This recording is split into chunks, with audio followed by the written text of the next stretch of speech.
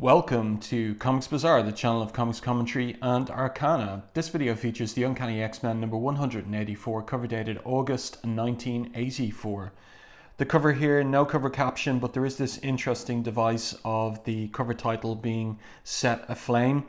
And the art is by John Romita Jr., inked and finished by Dan Green.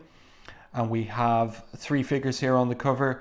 Seline, who showed up in the previous issue, at the end of the previous issue, and she is embarked on a psychic battle, a sonic battle, with a psychic representation of Professor X, it seems. We see that his body is translucent, so we can see the flames behind him. That's a pretty cool effect by Romita Jr. and Dan Green. And then here on the ground is a mysterious figure who we will learn inside is Rachel Summers, last seen in this title back with issue 142, the Days of Future Past storyline. She showed up in the previous month in New Mutants number 18, having made her way back to her past. And the big question she has whether it is the right past or not. So let's open this one up to the first page. This is also the first appearance of Forge in this issue. He was mentioned in the previous one by Raven Darkholme in her conversation with Val Cooper as they were driving down to Dallas, Texas, and they're there now. So we have an establishing shot of the city, and then specifically Eagle Plaza, which is supposed to be, it's fictional, doesn't exist in the real world, but it's supposed to be located in downtown Dallas. And the building is designed in the story by Forge. He lives in the penthouse, the top 10 stories of the building. And we'll see this representation of Eagle Plaza copied and reproduced in many subsequent issues set in Dallas, Texas. Most particularly, of course, in issue 186 upcoming by Barry Windsor Smith. And in the future, the Fall of the Mutants storyline. And there's even some setup. It's amazing. There's setup for Fall of the Mutants storyline. It's 1984, but 3 years later, there's a setup for that Fall of the Mutants storyline here with the introduction of Forge and his mentor Naze. So let's get back to the story. We've got Val and Raven Darkholme, who is an officer of DARPA, the Defense Advanced Research Planning Agency. And they're making their way up to the penthouse to meet with one of DARPA's assets, and that is, of course, Forge. And then turn the page here, and we get this. This is amazing. Double page spread half splash here. And we have our title, The Past of Future Days, so obviously a play on Days of Future Past. And the creative team here, Chris Claremont, writer, John Romita Jr. and Dan Green credited as artists. And the point I always make in relation to that is John Romita Jr. is providing breakdowns here and Dan Green finishes in the inks. Glenn Swine, colorist, and Tom Orzechowski, letterer, rounds out the creative team. So just really cool here to see this holographic projection of the mountains and nature with overlaid on it the various parts of Forge's penthouse apartment, this kind of sitting room area, another one up here, this kitchen area as well. It's really cool. And one of the things that would have been available to John Romita Jr. as breakdown artist rather than full penciler is more time to work on these kinds of designs, to put more work into the underdrawing and the layouts and the storytelling. And he took advantage of that, and it's clear and it shows on the page. And then they notice this eagle that swoops down to them. So it frightens Val and even Raven, who is the secret alter ego of Mystique, ducks from the eagle. Is it a real eagle? Is it a holographic projection? Val says, I'm sorry, another illusion, right? But we don't know whether it is an illusion or not. But we do learn subsequently that the eagle is very much associated with Forge. It's Eagle Plaza. That's the name of this building. His choice of name, one imagines, as he's the building's architect. And it has been discovered in Chris Claremont's outline for this particular story, all his scripts and outlines are held in archive in Columbia University in New York. It's been discovered that, like, if you think about it, what's Forge's real name? What's his original name? We don't know. But in the outline for this issue, Claremont indicated a potential real name of Forge, and that was Daniel Lone Eagle. And so here's that Lone Eagle here, little kind of hint of that. So very interesting. As I say, it's not canon, but it was Claremont's original intention regarding Forge.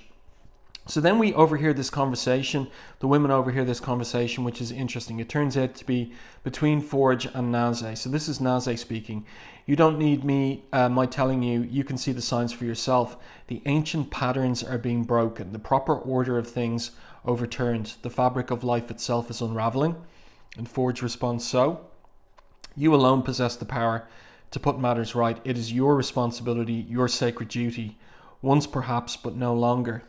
So little kind of foreshadowing of Fall of the Mutants and the workings and interference of the adversary. So find others to take my place, Naze says Forge as Naze comes down the floating platform, the stairs, and says, we tried, they did their best.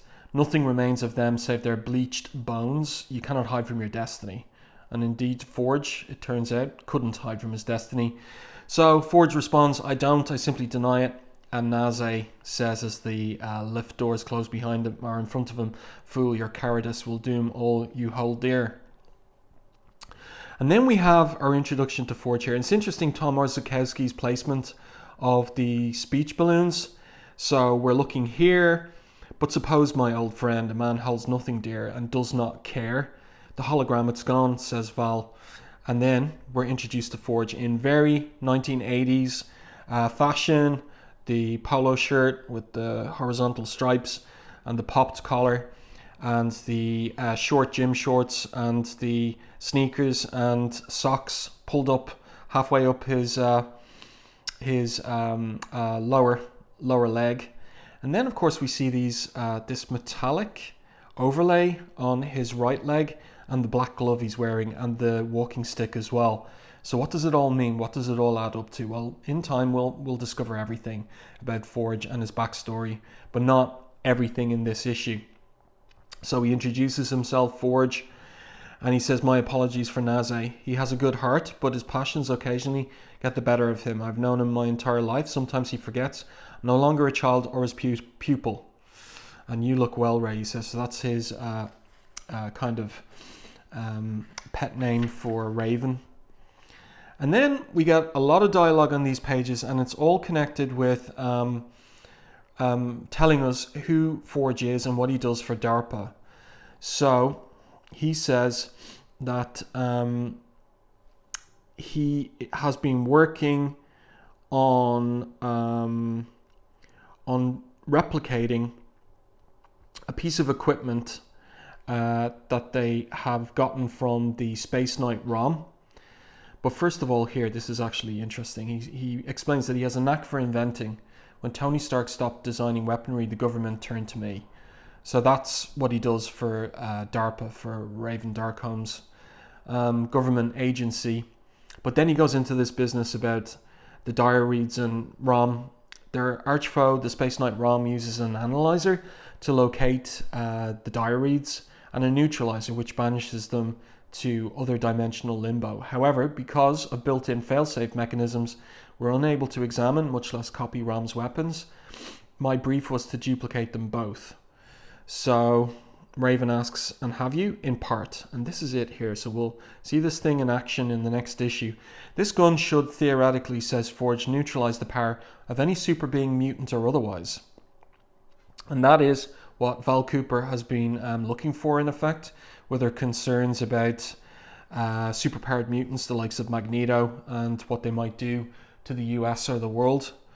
So Val asks, has it been tested? No, says Forge. I'm still not sure whether the effect is temporary or permanent, or what the physical or psychological repercussions might be. as you can imagine, this really isn't the sort of thing that can be tested on live subjects. So how does he know it works? Has he tested it on himself? Is that the implication? Because of course Forge is a mutant. He says there's a lot more work to be done, I'm afraid, before the prototype can be released. And then he says he's got this scanner ready to roll. It'll tell you who is or isn't baseline human and whether they're mutant or alien. It can even differentiate between Kree, Skrull, and most importantly, Reeds. And then he plays a little trick here. He has a little joke, but it almost goes very badly wrong, where he says, as a matter of fact, it reveals that one of us in this room is a mutant. So this catches Mystique unawares, and she thinks, does he mean me? Who else? If he denounces me, that's sure to jeopardize my true identity as Mystique, leader of the Brotherhood of Evil Mutants. That must not happen. I have no choice. I have to kill him, and Val as well. Right, so this joke could go very, very badly wrong. But then Forge laughs and says, my apologies, ladies. No need for alarm. That was just a joke. The mutant you see is me. So Raven isn't amused. So close to total disaster. But this is only a temporary reprieve. I have to make certain Forge's scanner is never used, or failing that to disguise my real nature from it.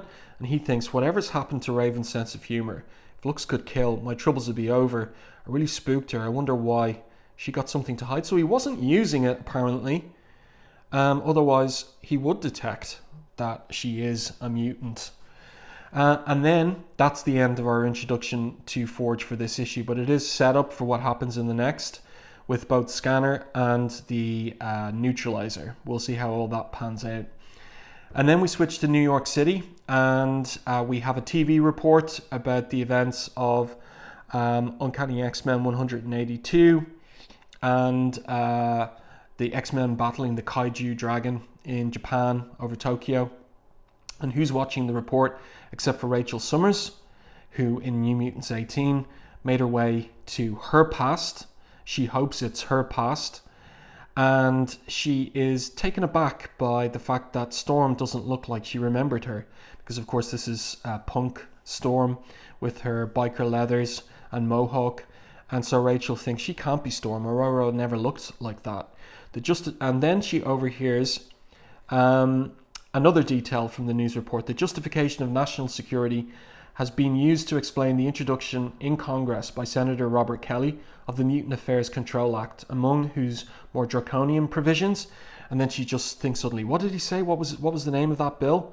So, in Days of Future Past, Uncanny X-Men 141 and 142, there was a similar act that was brought in response to the assassination of Senator Robert Kelly. But Kate Pryde, going back and inhabiting the body of her 13-and-a-half-year-old self and informing the X-Men about the need to prevent the assassination of Robert Kelly by Mystique and the Brotherhood of Evil Mutants, it all worked out. But that dystopian future, Rachel still existed in it. It wasn't rewritten, let's say. It didn't disappear. And so she's back. And it seems like things that brought about that dystopian future are nevertheless happening, and happening in 1984. Even though Senator Robert Kelly's alive and is now, ironically, the sponsor of the bill. So the TVs all switch off, and Rachel uses her telekinetic talent to temporarily override the control elements and switch everything back on. But she's too late for the rest of the report. So she's annoyed she missed it. And she feels she's confused, that she can't shake the feeling that something awful has happened. I went to the mansion yesterday looking for Professor Xavier, so that's New Mutants 18. And then the door was answered by Colossus's little sister Ileana, and she was a 15-year-old girl. But Rachel thinks, but the Ileana I remember was 15 when she died, and that day is still years in the future. The Mutant Control Act was passed in response to the assassination by mutants. That's Mystique's Brotherhood of Evil Mutants of Senator Robert Kelly. Yet here now, he's the man responsible for it. My time shift was successful. I'm in the past. But is it the right past? My past. So she walks through the lonely mid-Manhattan streets at night, and there's someone following her, someone who turned up in New York at the end of the previous issue, and it's Seline. And her interest in Rachel is this: not since the dawn of my existence have I sensed such power in a living being. In many ways it dwarfs even my own. This metropolis has provided me with great sport since my arrival. We saw that in the previous issue. Tonight, however, it offers something far more precious. Not prey for Selene, the demon huntress, but a disciple, an heir. Now, something has gone wrong here. There's use of a screen tone, but it really has darkened the artwork here. So it's become obscure. And what's going on here is this is definitely the impact of Marvel's mid-80s flexographic printing process. Flexographic printing was cheaper than the old metal plate printing. The plates were made of plastic, and printers were able to use thinner inks, so it saved money overall. It was a cheaper printing process, but the effects could be poor, because as the press was running, the plastic plates would heat up and color registration would be lost. Air bubbles would be formed in the thinner inks more easily than the thicker inks of the past. And sometimes you would get like smudging, you would get, as I said, color registration off, colors not matching up with the line art, and this kind of thing, where it looks like maybe the screen tone melted into the ink and reproduced really obscurely and darkly here. So it'd be interesting to take a look at that in Omnibus and see, is it more clear in a modern reproduction. So here we have Rachel getting wind of the fact that she's been followed, and then she's frightened by a fire truck racing by. And she thinks, oh brother, I nearly died from fright. I'm in worse shape than I thought. My time shift left me so weak. But here's Seline emerging from the darkness of the alley behind Rachel and grabbing her by the neck. And Rachel lashes out with her sonic power and runs away. And she runs into this disco club that's open late at night and trips on the dance floor, falls on the ground. And we've got, this is a great device of Claremont's, where you get these little speech balloons indicating the snatches of conversation on the dance floor, and also some of the thoughts of the crowd as they hover over in silhouette over Rachel. And some of them have rather nasty thoughts as well. I'd like to, cute, yum, blam, she's alone. And then Rachel hears the voice of the vampire. She can't block her out of her mind.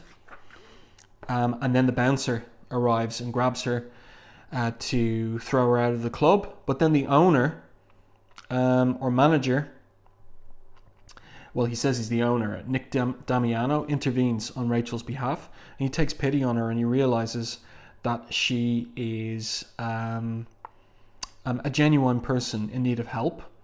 So he, despite what his bouncer says, big mistake, boss, I'm telling you, the kid is trouble.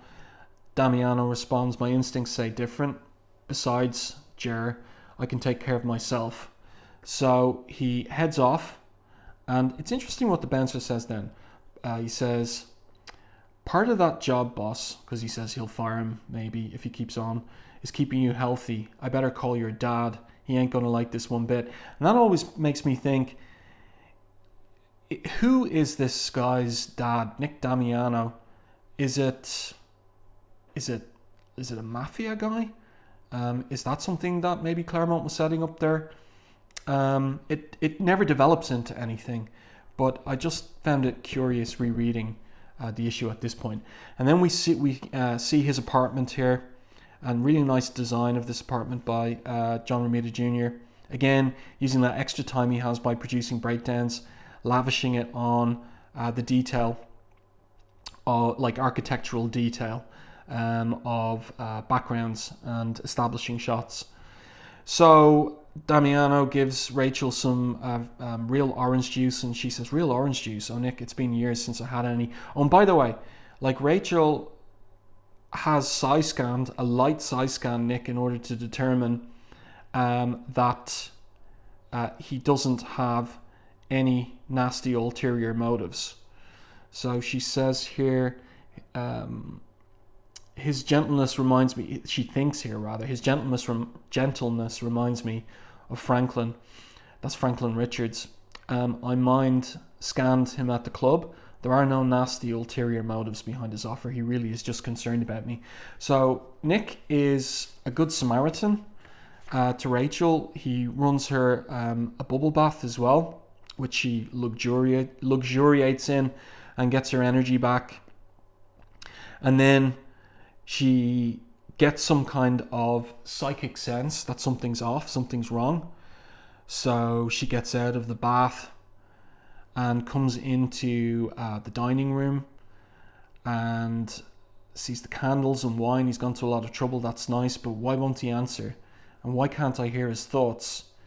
So she goes around to his side of the table and sees that he's been absolutely desiccated. He's dead. And then the rug grabs her, and Selene has telekinetic type powers. And so Rachel accuses her murderess. Why did you kill him? She says, "I'm a predator, child. Since time immemorial, Homo sapiens has been the prey of the dark huntress Selene. Very soon now it shall be yours as well."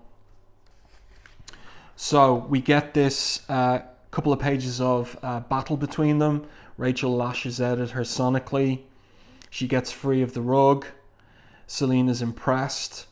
Rachel telekinetically sends the apartment furniture at Selene, but Selene responds, "I'm not without resources myself. My control over inanimate objects is absolute. I can reduce them to dust." So it's not just telekinesis. She's got complete control over inanimate objects, or bring them to life. So the floor actually grabs Rachel. That's really nicely illustrated there by Romita Jr. And Rachel's using her TK force field, which is barely keeping back this wooden tidal wave. Imagine getting that in a script to draw that. Romita Jr. handles this so well. But what Selene is doing here in the apartment has effects underneath the floor. Below the floor, unnoticed by the two combatants, gas and electrical lines rupture. All that's needed is a spark, and when it comes, right, there's an explosion underneath the floor, and the apartment is set ablaze. But the battle between the two women continues, and then, in the midst of it, someone psychically calls out to Rachel, and it turns out to be Professor X. So, the professor arrives and thinks a Cerebro indicated 2 mutants, both possessing considerable power. So he introduces himself, tells Selene to stand away from the girl, and Selene there, by Hecate, is it a ghost? Because it's his astral form he's projecting. And then the X-Men arrive, the cavalry, so to speak. Colossus kicking in the door. He's in a new costume designed by John Romita Jr. Same with Rogue in her new costume since the previous issue. And they start defending themselves against these objects that Selene hurls at them. And she makes to leave the apartment, dragging Rachel with her. But Nightcrawler blocks her way. And Rogue saves Colossus from falling into a hole in the floor. Not that that would do him too much damage, really. And then we have Selene using her powers to wrap Nightcrawler up in his costume. Then she's attacked by Rogue. That's very cool. And this is an interesting bit here, where Selene makes flesh-to-flesh contact with Rogue, grabbing her by the throat.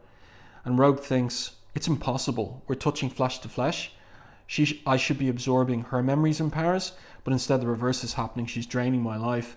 But Professor X in his astral form gets in between them, attacks Selene sonically, and it's great visualization of this with this kind of spiked ball around Selene's head. You really get a sense that she is under attack by Professor X. So she flees into the fire, and of course she's going to be able to survive that. Then the whole task is to get Nightcrawler and Rachel, Nightcrawler must be unconscious at this point, out of the building, the burning building. So Rogue busts a hole through the wall out onto the street. She's following Professor X's orders. Look at him moving out of the building in his astral form. And then Colossus leaps out with Rachel and Nightcrawler. And outside, Aurora thinks that she may be too late to save the building. She's using her powers over the weather to fight the fire. She thinks here, but my elemental powers will at least prevent the blaze from spreading.